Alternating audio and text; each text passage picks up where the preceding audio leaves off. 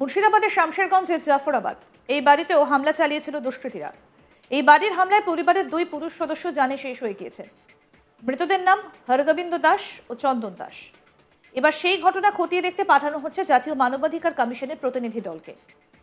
এই ঘটনায় পুলিশের নিষ্ক্রিয়তার অভিযোগ উঠেছিল। এবার সেই বিষয়ই খতিয়ে দেখবে প্রতিনিধি দল। এই সপ্তাহের মধ্যেই প্রতিনিধি দল রাজ্যে আসতে পারে বলে জানা যাচ্ছে। ওড়িশার একটা মানবাধিকার সংগঠন প্রকাশ কলিঙ্গ রাইটস ফোরাম অভিযোগ করে, তার ভিত্তিতেই কমিশনের প্রতিনিধি দল আসছে। কমিশনের অতিরিক্ত রেজিস্ট্রার ব্রিজবীর সিংহ মঙ্গলবার সংস্থার ডিরেক্টর জেনারেলকে চিঠি লিখে গোটা বিষয়টা জানানো হয়েছে। চিঠিতে লেখা হয়েছে, কমিশনের সদস্য প্রিয়ঙ্ক কানুনগোর নেতৃত্বাধীন বেঞ্চ সিদ্ধান্ত নিয়েছে 1993 সালের মানবাধিকার সুরক্ষা আইন the protection of human rights অ্যাক্টের 12 নম্বর ধারা অনুসরণ করে মানবাধিকার লঙ্ঘনের প্রতিটা অভিযোগের তদন্ত হবে। দুজনের খুন সহ মোট 3 জনের মৃত্যু, বাড়িঘর, দোকান ও যানবাহনে ভাঙচুর, অগ্নিসংযোগ এবং হিংসার কারণে অনেকের ঘরছাড়া হবার ঘটনা রয়েছে এই তালিকায়।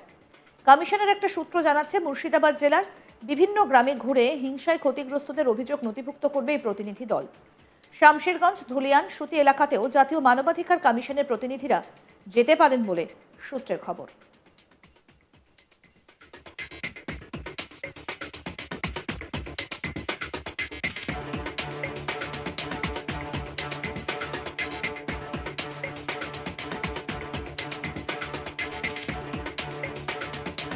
প্রসঙ্গত বলি, মুর্শিদাবাদের শামশেরগঞ্জের জাফরাবাদ এই বাড়িতেও হামলা চালিয়েছিল দুষ্কৃতীরা।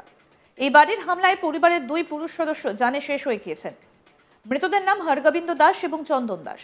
একসঙ্গে 2 জন সদস্যের চলে যাবার পর যাকে বলে শোকে পাথর হয়ে গিয়েছে গোটা পরিবার। মহিলারা শুধু কেঁদেই চলেছেন। হামলার সময় দুষ্কৃতীদের বাধা দিলে দরজা ভেঙে লাঠি, ধারালো অস্ত্র দিয়ে জানে শেষ করে দেওয়া হয় বাড়ির 2 সদস্য হরগোবিন্দ দাস এবং চন্দন দাসকে। হরগোবিন্দ দাস ও চন্দন দাস সম্পর্কে বাবা ও ছেলে। এই ঘটনায় 2 জনকে গ্রেফতার করা হয়। মঙ্গলবার দুপুরে সাংবাদিক বৈঠকে জানালেন এডিজি দক্ষিণবঙ্গ সুপ্রতিম সরকার। তিনি জানান, এই ঘটনায় কালু নাদাব ও দিলদার নাদাব এরা 2 ভাই এবং এদেরকে গ্রেফতার করা হয়েছে। দুজনেই প্রত্যক্ষভাবে হরগোবিন্দ দাস এবং চন্দন দাসকে শেষ করার ঘটনায় জড়িত ছিল। সুতি থানা জাফরাবাদের সংলগ্ন ঝিকরি এলাকায় এদের বাড়ি। এর পাশাপাশি এই ঘটনায় বেশ কিছু সোশ্যাল মিডিয়ার দিকেও নজর রাখা হবে। গ্রামেও বিভিন্ন জায়গায় মোতায়েন করা হয়েছে কেন্দ্রীয় বাহিনী। বিভিন্ন সোশ্যাল মিডিয়াকেও নজরদারি করা হচ্ছে। 1093টা ফেক অ্যাকাউন্ট চিহ্নিতকরণ করা হয়েছে। তাদের বিরুদ্ধে আইন অনুযায়ী ব্যবস্থা গ্রহণ করা হয়েছে এবং সিআইডি সাইবার ক্রাইম পুলিশ একসঙ্গে তদন্ত করছে। কি বলেছেন এডিজি দক্ষিণবঙ্গ সুপ্রতিম সরকার, শুনবো। আপনারা জানেন, গত 12ই এপ্রিল শামশেরগঞ্জ থানায় যখন অশান্তি চলছিল, তখন জাফরাবাদ এলাকায় একদল দুষ্কৃতী হাতে একটি পরিবারের 2 জন সদস্য, যাদের নাম হরগোবিন্দ দাস এবং চন্দন দাস, সম্পর্কে বাবা এবং ছেলে। এই মামলার তদন্তে আমরা একটা বিশেষ investigation team, special investigation set গঠন করি, যাতে স্থানীয় থানা, জেলা পুলিশ ছাড়াও সিআইডি, আইবি এবং এসটিএফ এর অভিজ্ঞ অফিসাররা আছেন। এই মামলার তদন্তে আমরা এলাকা থেকে গত 2 দিনে বিস্তারিত সিসিটিভি ফুটেজ আমরা সংগ্রহ করি। সেই সিসিটিভি ফুটেজ প্রত্যেকটা আমরা খতিয়ে দেখি এবং বেশ কয়েকজন দুষ্কৃতীকে আমরা চিহ্নিত করতে সক্ষম হই, যারা প্রত্যক্ষভাবে জড়িত ছিল। গত রাতভর অভিযান চালিয়ে এদের মধ্যে 2 জন দুষ্কৃতীকে আমরা গ্রেফতার করতে পেরেছি, যারা এই খুনের ঘটনার সঙ্গে প্রত্যক্ষভাবে যুক্ত ছিল। যাদের গ্রেফতার করেছি তাদের নাম হলো কালু নাদাব এবং দিলদার নাদাব। এরা সম্পর্কে ভাই। এরা দিগরি এলাকার বাসিন্দা, যেটা জাফরাবাদ সংলগ্ন এলাকা। এই 2 জনের মধ্যে কালু নাদাবকে আমরা গ্রেফতার করেছি বীরভূম জেলার মুরারই থানা এলাকা থেকে, এবং দিলদার নাদাবকে গ্রেফতার করা হয়েছে সুতি থানার বাংলাদেশ সংলগ্ন সীমান্ত থেকে। এই 2 জনকেই আমরা আদালতে পেশ করছি। তাদের পুলিশি হেফাজতের আমরা আবেদন জানাচ্ছি। বাকি যে দুষ্কৃতীদের আমরা চিহ্নিত করেছি বা করার চেষ্টা চালাচ্ছি, এখনও ইনভেস্টিগেশন চলছে, তাদের খোঁজেও তল্লাশি চলছে। এবং স্পষ্ট করে এটা জানিয়ে দিতে চাই, এই নৃশংস হত্যাকাণ্ডের সঙ্গে যে বা যারা প্রত্যক্ষভাবে জড়িত বা পরোক্ষভাবে জড়িত, যারা পরিকল্পনা করে, তাদের কাউকে ছাড়া হবে না। আমরা প্রত্যেককে ধরব, প্রত্যেককে অ্যারেস্ট করব, দ্রুত তদন্ত শেষ করব এবং যত দ্রুত সম্ভব তাদের শাস্তি আমরা সুনিশ্চিত করব। এইটা হচ্ছে খুনের ব্যাপারে। সব মিলিয়ে এখনো পর্যন্ত যে ঘটনাগুলো ঘটেছিল সেদিনকে সব মিলিয়ে এখনো পর্যন্ত গ্রেফতারির সংখ্যা 221। গতকাল থেকে কোনো ধরনের অশান্তির খবর নেই, তাই গত 48 ঘন্টা হয়ে গেল। পরিস্থিতি আপনারাও দেখতে পাচ্ছেন স্বাভাবিক হয়ে আসছে, দোকানপাট খুলেছে। আমরা আশা করব শহর খুব দ্রুত আরও স্বাভাবিক হয়ে সম্পূর্ণ স্বাভাবিক ছন্দে ফিরে আসবে।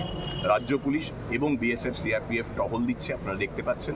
রুট মার্চ হচ্ছে, চেকিং হচ্ছে, পরিস্থিতি শান্ত আছে, নিয়ন্ত্রণে আছে। গুজব যাতে ছড়ানো না হয় সেজন্য আমরা ব্যবস্থা নিচ্ছি এবং নেব। ফেসবুক, এক্স হ্যান্ডেল, ইনস্টাগ্রাম এবং ইউটিউবে আমাদের সাইবার ক্রাইমের তরফ থেকে এখনও পর্যন্ত 1093টি ফেক অ্যাকাউন্ট বা এমন কোনো অ্যাকাউন্ট যা থেকে প্ররোচনামূলক, উস্কানিমূলক বক্তব্য পেশ করা হচ্ছিল যাতে সম্প্রীতি ব্যাহত হয়, সেরকম 1093টি সোশ্যাল মিডিয়া অ্যাকাউন্টকে এখনো পর্যন্ত আমরা ব্লক করে দিয়েছি। এই প্রক্রিয়াটা চলবে। গুজব মানুষের মধ্যে বিভ্রান্তি তৈরি করে, একটা অবিশ্বাসের বাতাবরণ তৈরি করে, সেটা আমরা প্রতিহত করব এবং সাধারণ মানুষকে বলবো গুজবে কান দেবেন না। এবং যারা গুজব ছড়াচ্ছেন এই 1093টা অ্যাকাউন্ট বাদ ছাড়াও তাদের বিরুদ্ধে আইনি প্রক্রিয়া সেটাও আমরা চালু করেছি। Thank you. মুর্শিদাবাদের শামশেরগঞ্জের জাফরাবাদ এই বাড়িতে হামলা চালিয়েছিল দুষ্কৃতীরা। এই বাড়ির 2 পুরুষ সদস্য জানে শেষ হয়ে গিয়েছিল। এবার সেই ঘটনা খতিয়ে দেখতে পাঠানো হচ্ছে জাতীয় মানবাধিকার কমিশনের প্রতিনিধি দলকে। এই ঘটনায় পুলিশের নিষ্ক্রিয়তার অভিযোগ উঠেছিল, এবার সেই বিষয়ই খতিয়ে দেখবে প্রতিনিধি দল। এই সপ্তাহের মধ্যেই প্রতিনিধি দল রাজ্যে আসতে পারে বলে জানা যাচ্ছে। উড়িষ্যার একটা মানবাধিকার সংগঠন প্রকাশ কলিঙ্গা রাইটস ফোরাম অভিযোগ করে, তার ভিত্তিতেই কমিশনের প্রতিনিধি দল আসছে। কমিশনের অতিরিক্ত রেজিস্ট্রার ব্রিজবীর সিংহ মঙ্গলবার সংস্থার ডিরেক্টর জেনারেলকে চিঠি লিখে গোটা বিষয়টা জানান। চিঠিতে লেখা হয়েছে, কমিশনের সদস্য প্রিয়ঙ্ক কানুনগোর নেতৃত্বাধীন বেঞ্চ সিদ্ধান্ত নিয়েছেন 1993 সালের মানবাধিকার সুরক্ষা আইন the protection of human rights অ্যাক্টের 12 নম্বর ধারা অনুসরণ করে মানবাধিকার লঙ্ঘনের প্রতিটি অভিযোগের তদন্ত হবে। 2 জনের শেষ হওয়া সহ মোট 3 জনের মৃত্যু, বাড়িঘর, দোকান এবং যানবাহন ভাঙচুর, অগ্নিসংযোগের হিংসার কারণে অনেকে ঘরছাড়া হওয়ার ঘটনা রয়েছে এই তালিকায়।